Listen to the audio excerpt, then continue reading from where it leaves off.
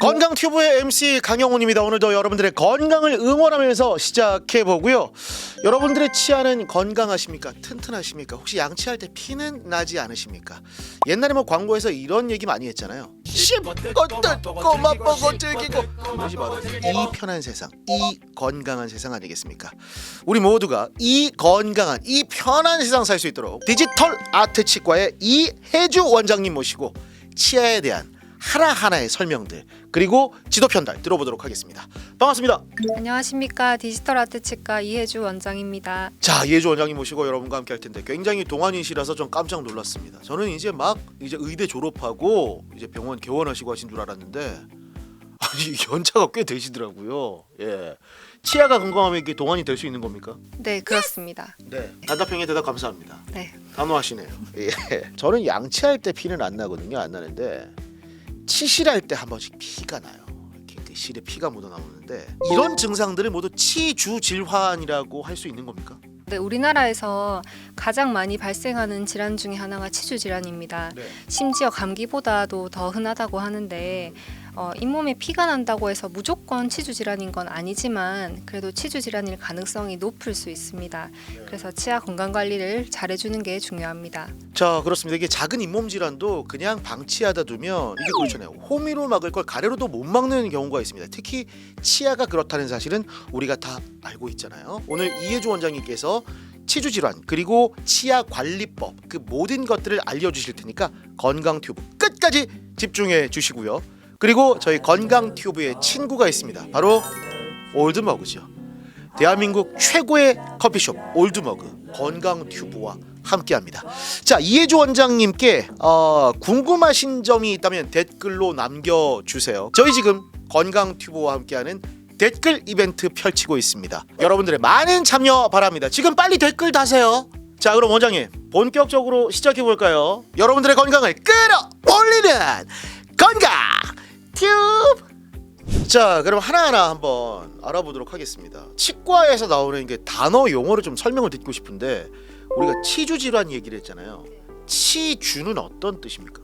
치주 조직이란 것은 치아 외에 치아를 둘러싸고 있는 주변 조직을 말하는데 잇몸이나 잇몸뼈 그리고 치주인대와 같은 치아를 이제 지지해주고 있는 조직을 말합니다. 그래서 치주 질환이라는 것은 충치랑 별개로 치아 주변에 있는 조직들의 염증이 생기고 뭐 뼈가 녹고 그런 염증 질환을 말합니다. 잇몸이 붓고 또 붓고 하는 건 다 치주 질환에 들어가는 거고 네네. 잇몸 자체가 이제 치주라는 거.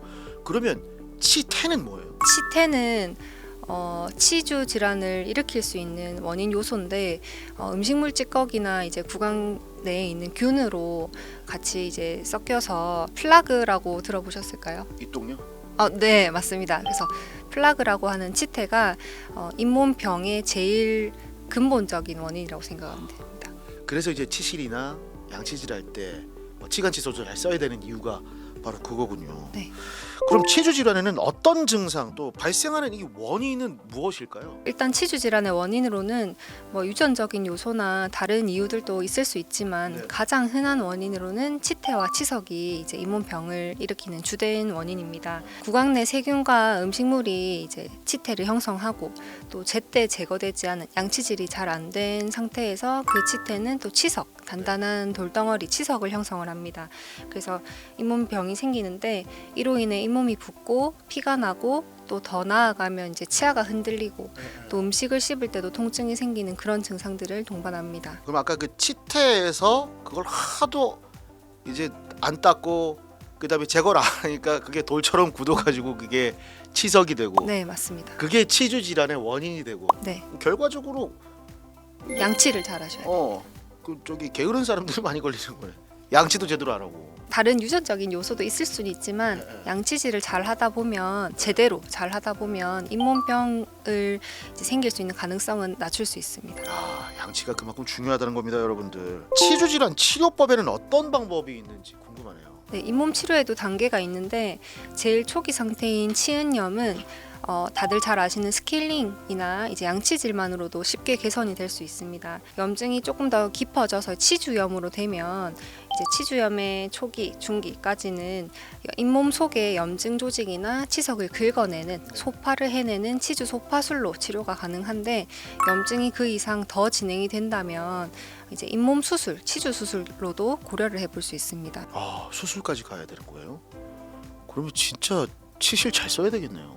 네, 잘 쓰셔야 됩니다. 네. 그러니까 칫솔질 말고 치실까지도, 치간 칫솔까지도 진짜 필요한 게 우리 치아 건강에는 정말 최고의 도움이 된다는 거. 그러면 이 치주 수술의 단계는 어떻게 진행이 되는지, 나는 이거 수술은 나 주변에 한 사람이 없어서 잘 모르거든 진짜.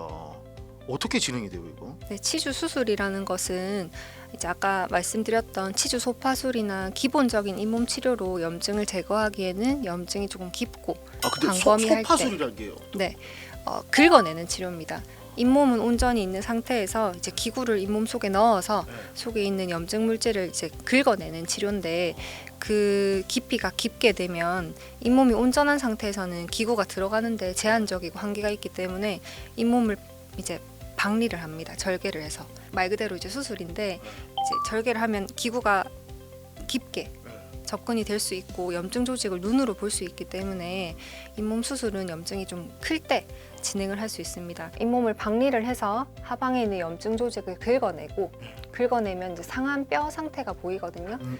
그럼 이제 그 뼈 상태가 뼈 재생에 조금 유리하다고 판단이 되면 뼈 이식도 가능합니다. 뼈 이식이 가능한 경우에는 이제 뼈 이식을 해서 성숙하면 아까 말씀드린 치주 조직 중에 이제 치조골, 잇몸 뼈가 있는데 잇몸 뼈가 이제 증강이 되기 때문에 치아 수명에 조금 더 수명을 늘릴 수 있는 좋은 치료가 될 수 있고 뼈 이식이 불가능한 상태더라도 속에 있는 염증 조직을 긁어내는 것만으로도 잇몸 상태는 크게 개선이 될 수 있기 때문에 잇몸 수술이라는 것은 치아 예후의 개선에 이제 크게 도움이 됩니다. 그럼 이게 박리 소파술이라는 게 증상이 좀 덜할 때고 그게 더 심해지면 치조골 이식술까지 이어가야 되는. 증상은 비슷할 수 있는데 이제 염증 조직을 제거한 상태에서 뼈 이식이 괜찮을 모양이라면 뼈 이식을 진행을 하는 거고 뼈가 재료를 못 담을 정도로 많이 상했거나 뼈 이식을 해도 크게 좋지 않다고 판단이 되면 따로 이식은 안 하고 그냥 염증 제거만 하고 봉합을 하는 겁니다. 야 이게 진짜 심각해지네요 놔두면. 나 이거 좀 놀랐다. 그럼 어머님들 아버님들 보면 잇몸이 내려앉는다는 것도 있잖아요. 그거는 치주하고 좀 다른 겁니까? 치주 질환? 잇몸이 내려앉는다고 말씀을 하시는 것도 치주 질환의 현상을 그렇게 표현을 하시는 걸 수 있는데 잇몸 뼈가 상하게 되면 뼈에 붙는 잇몸도 자연스럽게 내려오죠. 네, 내려가게 됩니다. 그래서 그런 상태를 잇몸 내려갔다고 표현하실 수도 있고 또 어떤 분들은 잇몸 뼈는 괜찮은데 양치질을 좀 세게 하신다거나 차인표 형님. 네. 그렇다거나 아니면 이제 씹는 힘이 좀 세신 분들은 잇몸 살만 이제 이렇게 조금 내려가는 경우도 있기는 합니다. 그것도 이렇게 막 이렇게 박리하고 막 이런 거 해야 돼요? 아니요, 그런 경우는 이제 치주 질환은 아니기 때문에 잇몸이 내려가면 좀 시린 증상이 있을 수 있고 그에 맞는 이제 처치를 하는 겁니다. 잇몸 질환이랑은 조금 다를 수 있어요. 다른 질환이군요. 예. 나는 잇몸 질환의 모든 것들이 다 치주 질환에 들어가는 거라고 생각했는데 그건 또 아니네요.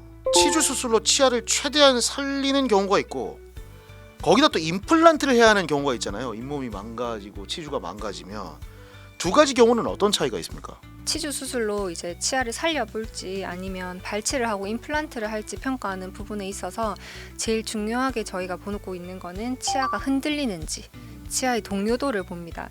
그래서 잇몸뼈가 많이 상했지만 다행히 치아가 많이 흔들리지 않는 경우에는 잇몸 수술을 고려할 수 있고 치아가 제법 흔들리고 잇몸 수술 자체가 잇몸을 박리를 해서 하는 치료이기 때문에 흔들리는 치아는 잇몸을 박리하면 조금 더 흔들릴 가능성이 높습니다. 그래서 흔들림이 좀 어느 정도 이상 되는 치아는 발치와 임플란트가 치료 방법입니다.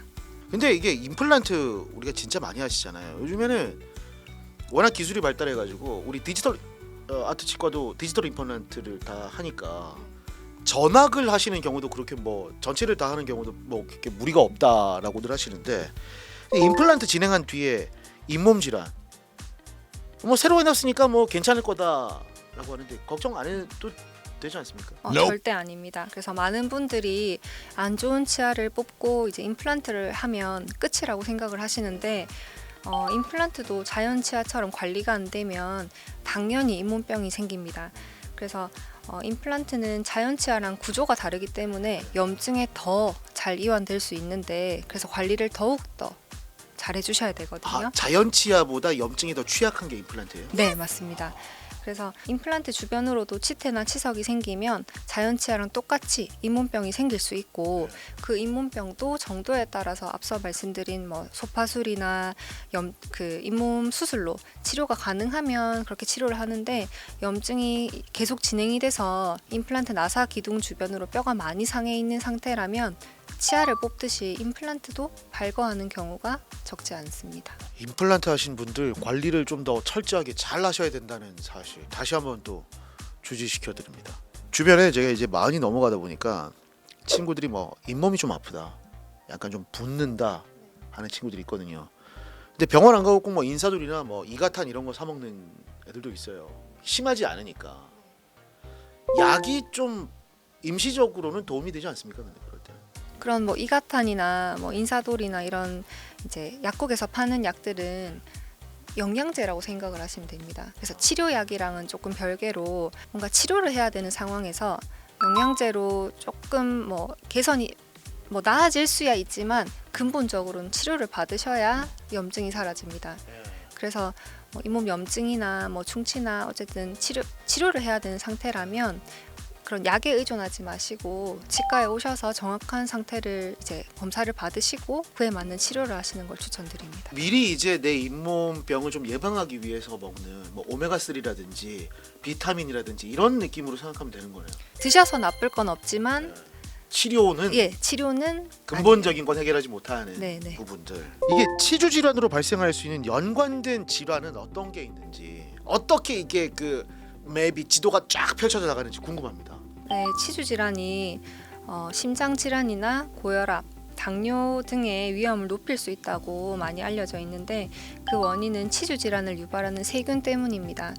입 안에 있는 그 염증이 세균으로 인한 것인데 혈관은 다 이어져 있습니다. 그래서 잇몸 혈관을 타고 세균이 전신으로 퍼지면서 혈관에 상처를 내게 됩니다. 그러면 손상된 혈관을 치료하는 과정에서 혈관이 막힐 수도 있고 좁아질 수도 있는데 과정에서 뭐 협심증이나 뭐 뇌졸중, 동맥경화 등과 같은 중증 질환을 유발할 수 있습니다. 그럼 어머니 아버지들 기저질환으로 당뇨 갖고 계시거나 막 혈압 있으신 분들이 잇몸이 안 좋다 이러면 좀 나중에 위험할 수도 있겠네요. 직접적으로 잇몸병 있는 분들이 100% 심장이 안 좋으시다 뭐 그렇게 딱 할 수는 없지만 그래도 구강 관리를 잘 해주시면 전신적으로도 염증 수치나 이제 뭐 당뇨라던가 여러 가지 질병의 그런 정도가 줄어들 가능성은 높습니다. 흔하지만 참 위험한 이 치주 질환 막을 수 있는 방법 이거 전문의한테 한번 듣고 싶어요. 따끔하게 말씀해 주시면 관리 안 했던 분들도 관리할 것 같아가지고. 치주 질환은 아까 말씀드린 치태나 치석이 이제 직접적으로 영향은 주지만 생활 습관이나 구강 환경에 영향을 굉장히 많이 받습니다. 그래서 그 원인을 없애기 위해서는 치과에 내원하셔서 치과위생사의 전문 관리를 주기적으로 받으시는 게 큰 도움이 됩니다. 보통 평생에 걸쳐서 손에 이제 익숙해져 있는 칫솔질 방법은 하루아침에 바뀌기가 참 어렵습니다. 그래서 맞춤 구강 용품을 처방을 받고 또 정기적으로 칫솔질 습관에 대한 지도를 받으시면서 구강 관리 습관이 올바르게 될 수 있도록 도움이 되실 거고 또 오늘날의 환자분들은 치과 보철이나 임플란트 등으로 구강 환경이 매우 좀 복잡합니다. 그래서 닦기가 더 어려울 수 있는데 치간 칫솔이나 치실, 워터픽 같은 그런 다양한 구강 제품들을 제대로 사용하시는 게 좋기 때문에 환자분 스스로 하기 어려우실 때는 치과에 오셔서 도움을 받으시는 게 좋습니다.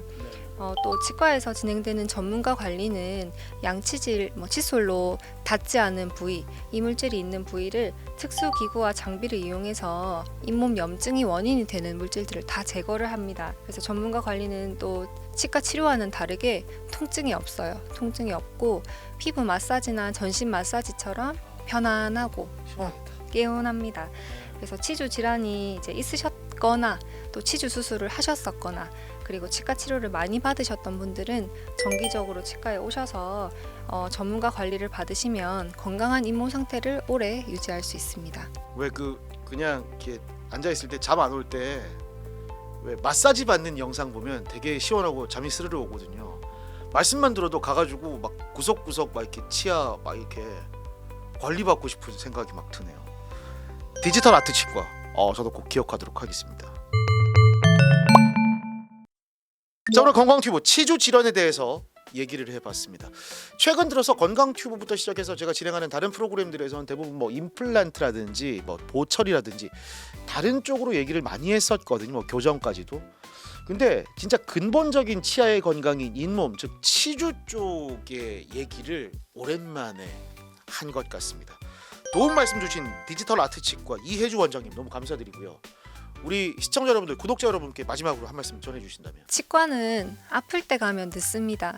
그래서 아프기 전에 미리 정기적으로 가셔서 괜찮으시면 괜찮은 거를 이제 확인 받으시고 염증이 있거나 뭔가 치료할 게 있다면 적극적으로 치료를 하셔서 구강 건강 관리를 잘 하시면 좋을 것 같습니다. 여러분의 쉽고 뜯고만 보고 즐기는 재미를 더욱더 올려드리기 위해서 여러분들의 건강, 특히 치아 건강을 더욱더 끌어올렸으면 하는 그런 바람으로 함께했던 오늘의 건강 튜브였습니다. 마지막 구호 외치면서 이 시간 마무리해보도록 하죠. 여러분들의 건강을 끌어올릴 우리는 건강 튜브.